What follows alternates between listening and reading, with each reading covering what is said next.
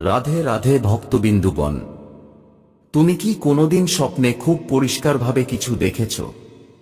যদি দেখে থাকো তবে অবশ্যই এই প্রবচনটি শেষ পর্যন্ত শুনবে। এই প্রবচনের মাধ্যমে আমরা তোমাকে জানাবো যে স্বপ্নে পরিষ্কারভাবে কিছু দেখার ঠিক কী অর্থ বহন করে। প্রাচীন পুরাণে স্বপ্নে পরিষ্কার দেখার অর্থ সম্পর্কে বিস্তারে বলা হয়েছে। এসব স্বপ্নের সঙ্গে আমাদের জীবনের কোনো না কোনো সম্পর্ক থাকে।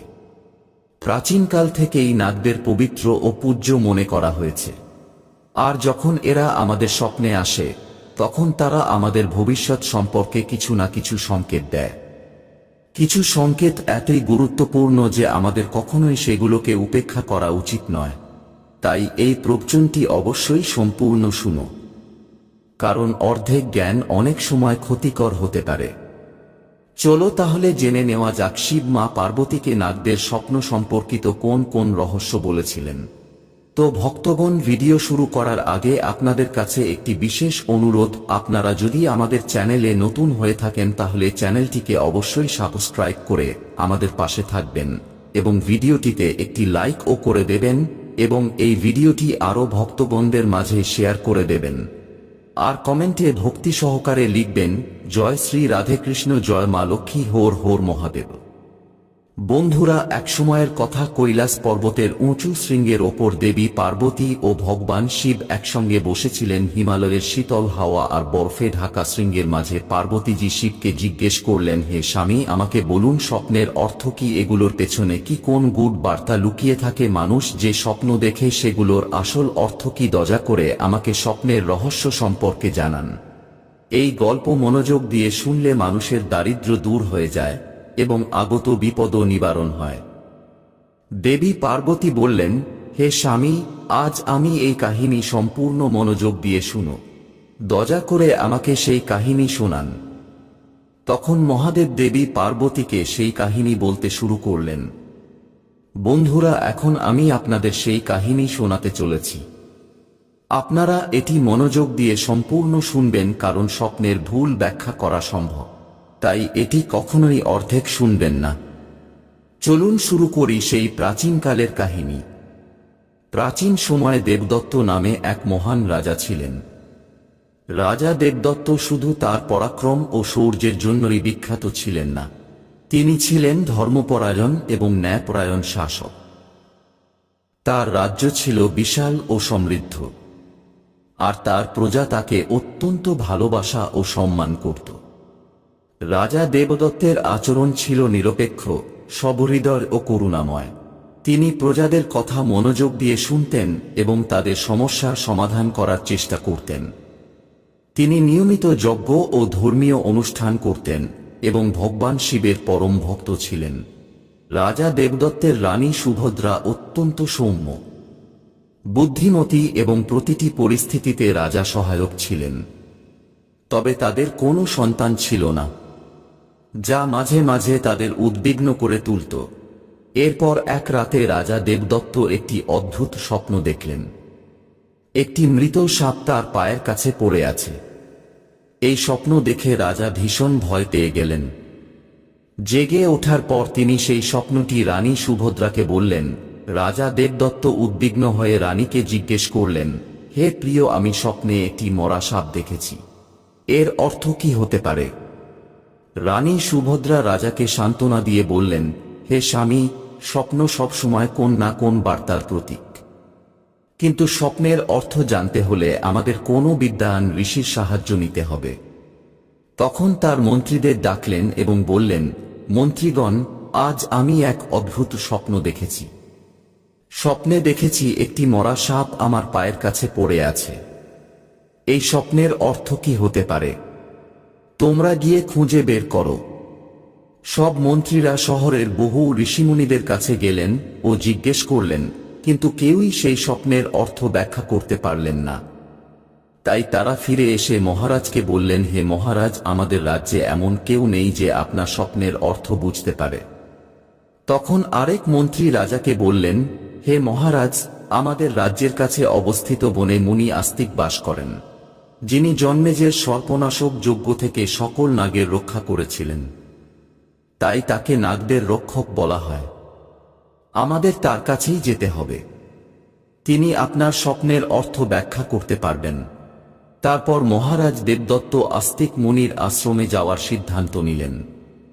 মহারাজ তার সৈন্যদের সঙ্গে রথে চড়ে আস্তিক মুনির আশ্রমে পৌঁছালেন।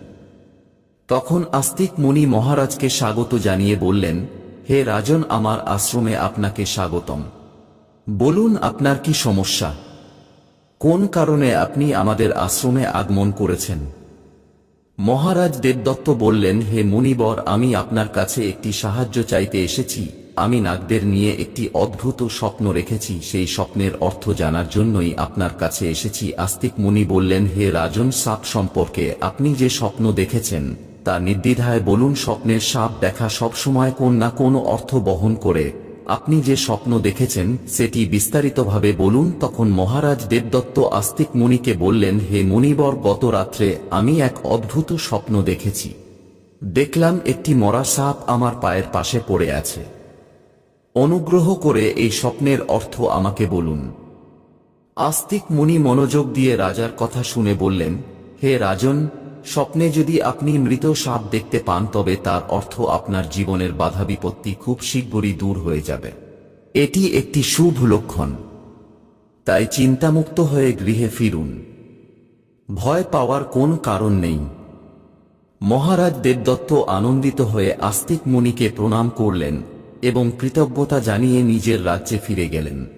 এই স্বপ্নের ফলস্বরূপ কয়েকদিনের মধ্যেই শত্রুদের সৃষ্টি করা সকল সমস্যা ও সংকট রাজ্য থেকে দূর হয়ে গেল।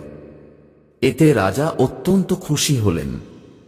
পরের দিন রাতে রাজা দেবদত্ত আবার সাপ সম্পর্কিত আরেকটি স্বপ্ন দেখলেন।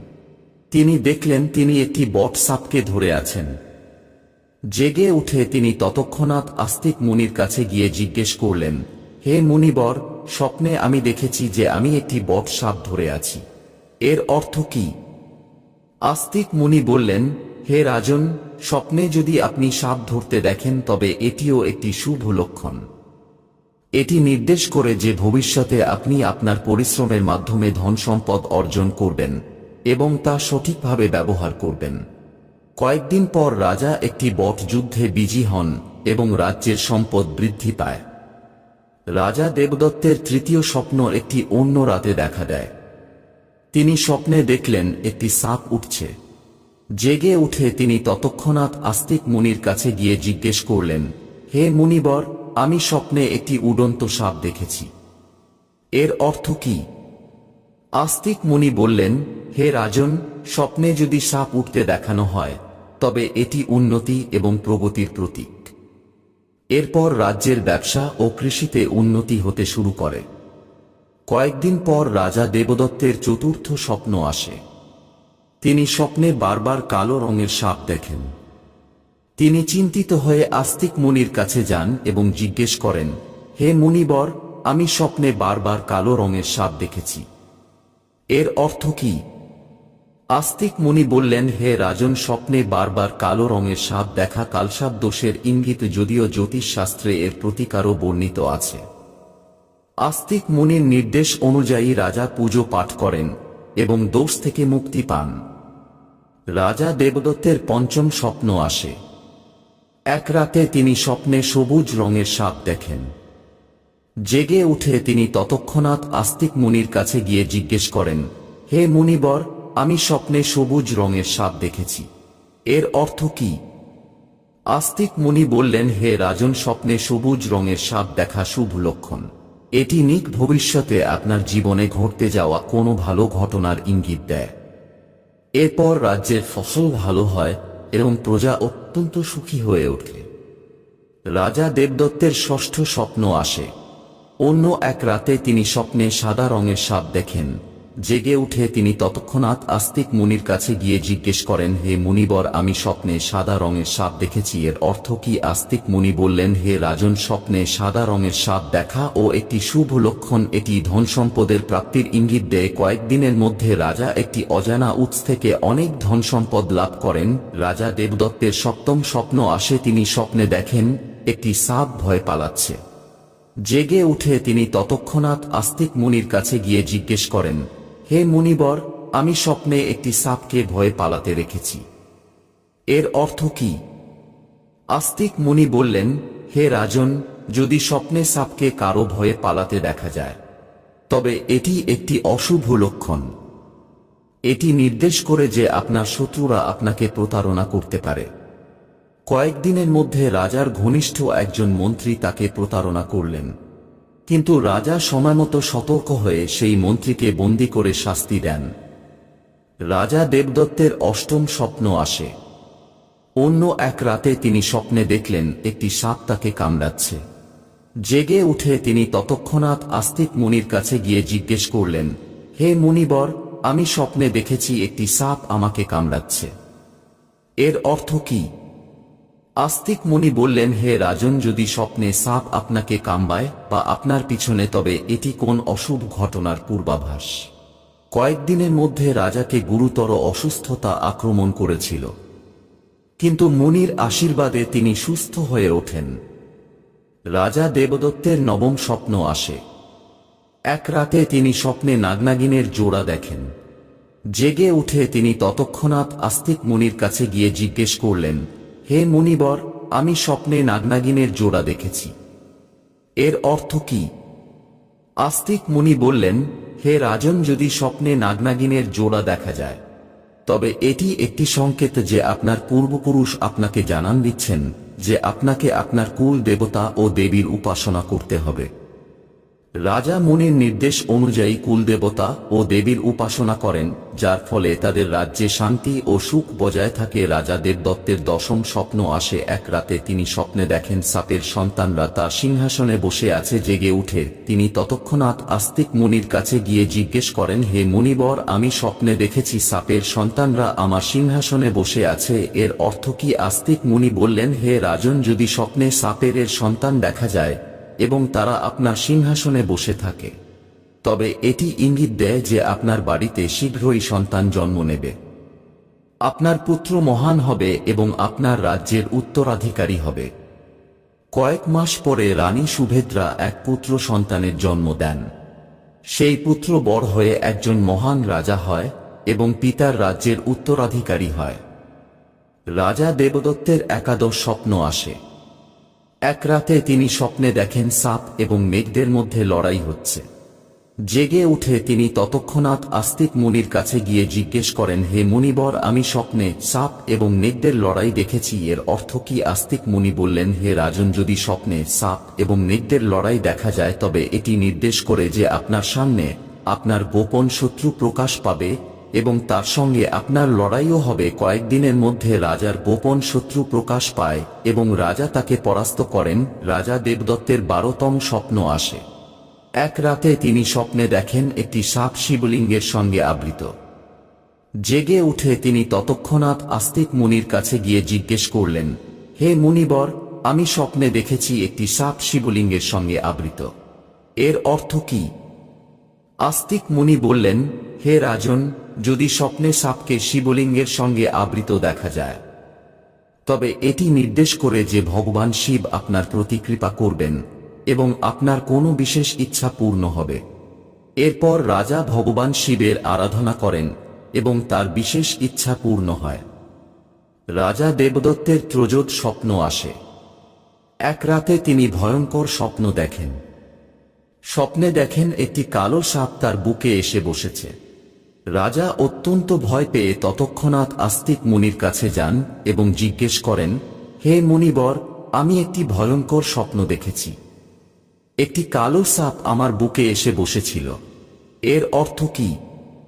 আস্তিক মুনি গম্ভীর স্বরে বললেন, হে রাজন, এই স্বপ্নটি আপনার জন্য একটি গম্ভীর সতর্কতা। এর অর্থ হল আপনার মৃত্যু নিকটে আপনাকে অবিলম্বে ভগবান শিবের আশ্রয় নিতে হবে এবং তার আরাধনা করতে হবে। শুধুমাত্র তিনি আপনাকে এই বিপদ থেকে রক্ষা করতে পারবেন। রাজা দেবদত্ত ভীত হয়ে গেলেন এবং অবিলম্বে ভগবান শিবের আরাধনা শুরু করলেন।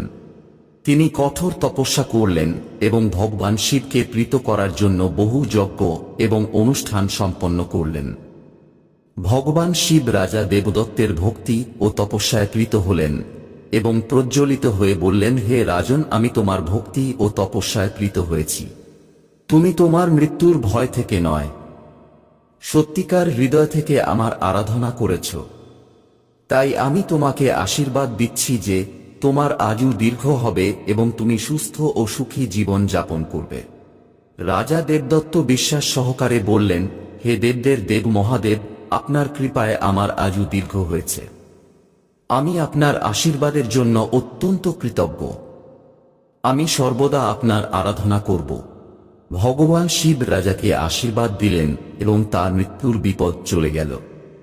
রাজা দেবদত্ত দীর্ঘ সময় ধরে তার রাজ্যে সুখ ও শান্তিতে শাসন করলেন।